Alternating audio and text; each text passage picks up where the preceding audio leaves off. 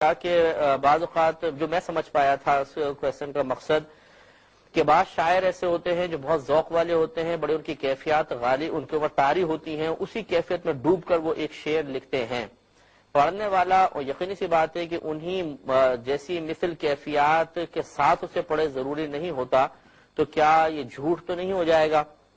جیسے انہوں نے عشق کی کیفیت بیان کی، واقعی ان کا عشق کا بڑا غلبہ تھا، پڑھنے والا عشق سے بالکل محروم ہے، لیکن وہ کہہ رہا ہے میں نبی کا بہت بڑا عاشق ہوں، میں آپ کے بغیر جی نہیں سکتا ہوں، مجھے نیندیں نہیں آتی ہیں رات کی، تو یہ جھوٹ ہوگا یا نہیں ہوگا؟ دیکھیے مسئلہ یہ ہوتا ہے کہ جب بھی کوئی نعت خوان وغیرہ یا کوئی بھی مطلب دوسرے کا شعر پڑھ رہا ہوتا ہے تو اس وقت یقیناً وہ اپنے معافی ضمیر کو بیان کرنے کا قصد و ارادہ نہیں کر رہا، اور نہ لوگوں کو یہ بتا رہا ہے کہ میری کیفیت یہ ہے، بلکہ وہ تو ایک سب کو پتا ہوتا ہے کہ یہ کسی نہ کسی شاعر کا کلام ہے، اور اس شاعر کی کیفیات کو شعر میں جو بیان کیا گیا ہے یہ اسے خوش الہانی کے ساتھ ذکر کر رہے ہیں۔ ہاں اگر نعت خوان یہ سمجھانے کی کوشش کر رہا ہے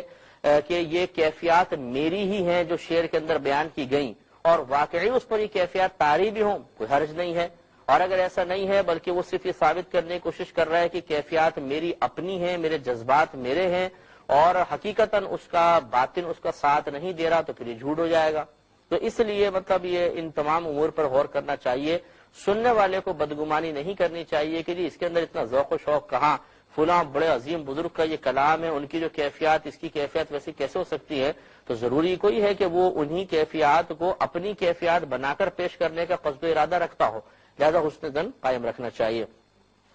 یہ کہتی ہیں کہ اگر کسی کا رویہ بہت ہی برا ہو تو کیا ایسے لوگوں سے قطع تعلق کی دعا کر سکتے ہیں، یعنی اللہ تعالیٰ ہمارے سے تعلق توڑوا دے؟ تو جی ہاں، اس میں کوئی حرج نہیں ہے، کوئی بری دعا نہیں ہے۔ قطع تعلق وہاں برا ہے کہ جہاں کوئی شرعی عذر نہ ہو، اپنی نفسانی خواہش کے تابع ہو کر یا بغیر کسی وجہ کے رشتہ داروں سے قطع تعلق کیا جائے، یہ ممنوع ہے۔ لیکن اگر کسی معقول اور صحیح عذر کی بنا پر انسان قطع تعلق کرتا ہے تو بعض اوقات تو یہ خود شریعت کو مطلوب ہوتا ہے، جیسے رشتہ دار ہیں وہ غلط عقائد کے حامل ہو گئے ہیں، ان کے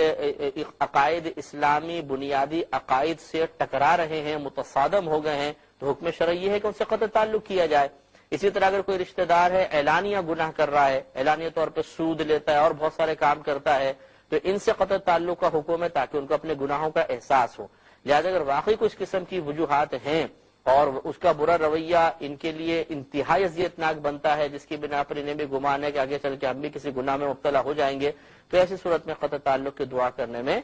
کوئی حرج نہیں ہے۔ کوئی رشتہ دار بہت زیادہ جھوٹ بولتا ہے تو کیا اس کی اس جھوٹ کو بنیاد بناتے ہوئے اس کی مالی مدد کا ترک کرنا جائز ہے؟ دیکھیے مسئلہ یہ ہوتا ہے کہ بہتر یہ ہے کہ اگر وہ واقعی غریب ہے اس کی مالی امداد کو ترک نہ کیا جائے، کیونکہ مالی امداد سے اس کو یقیناً نقصان پہنچے گا، صدمہ ہوگا۔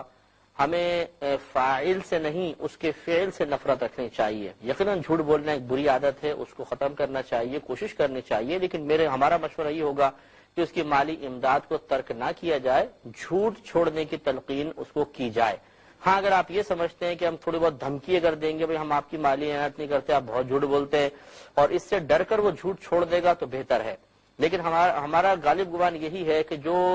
کسی گناہ کو کسی ڈر کی وجہ سے چھوڑتا ہے، جب وہ ڈر ختم ہوتا ہے پھر وہ اسی گناہ کی طرف پلٹ جاتا ہے، تو بہتر یہ ہے کہ مالی اعانت جاری رکھتے ہوئے نبی کریم صلی اللہ علیہ وسلم کی سنت مبارکہ کے مطابق احسن اور نرمی کے ساتھ، احسن انداز سے نرمی کے ساتھ ان کو نصیحت کی جائے اور جھوٹ چھڑوانے کی کوشش کی جائے، تو انشاءاللہ اللہ تعالیٰ برکت دے گا اور ضرور وہ جھوٹ سے دور ہو جائیں گے۔